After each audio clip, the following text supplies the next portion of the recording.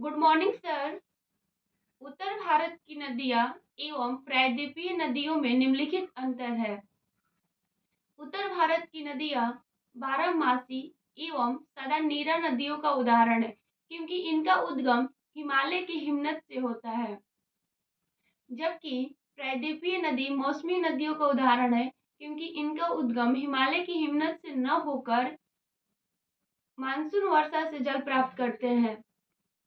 उत्तर भारत की नदियां युवा अवस्था में है, जबकि प्रायद्वीपीय नदी पूर्व प्रौढ़ अवस्था में है। उत्तर भारत की नदियां में अपर्दन करने की क्षमता अधिक है, इसलिए भी आकार की घाटी, महाखड्ड, गॉर्ज आदि का निर्माण करती है। जबकि प्रायद्वीपीय नदी में अपर्दन करने की क्षमता कम होती है, अर्थात लगभग समाप्त होती है, इसलिए इसमें भी आकार की घाटी, महाखड्ड, गॉर्ज आदि का निर्माण नहीं कर पाती है। उत्तर भारत की नदियां अपने आधार तल को प्राप्त कर चुकी है, जबकि प्रायद्वीपीय नदी अपने आधार तल को प्राप्त नहीं की है।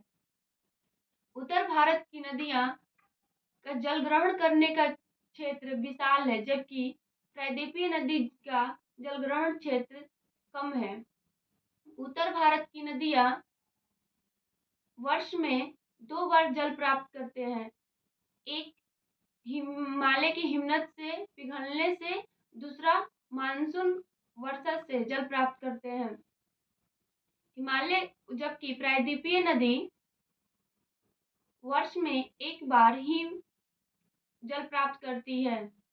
उत्तर भारत की नदियां अपने सीधे मार्ग के लिए जानी जाती है, जबकि प्रायद्वीपीय नदी सुसमायोजित मार्ग से प्रवाहित होती है। उत्तर भारत की नदियां भ्रंश घाटी में प्रवाहित नहीं होती है, जबकि प्रायद्वीपीय नदी नर्मदा, ताप्ती, आंशिक रूप से दामोदर घाटी, भ्रंश घाटी में प्रवाहित होती है।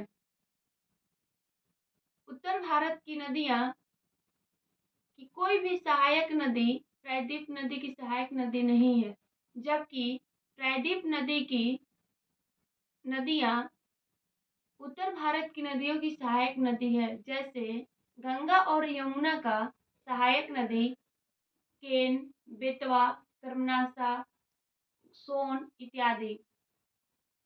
उत्तर भारत की नदियां डेल्टा का निर्माण करती है, जैसे सुंदरबन की डेल्टा,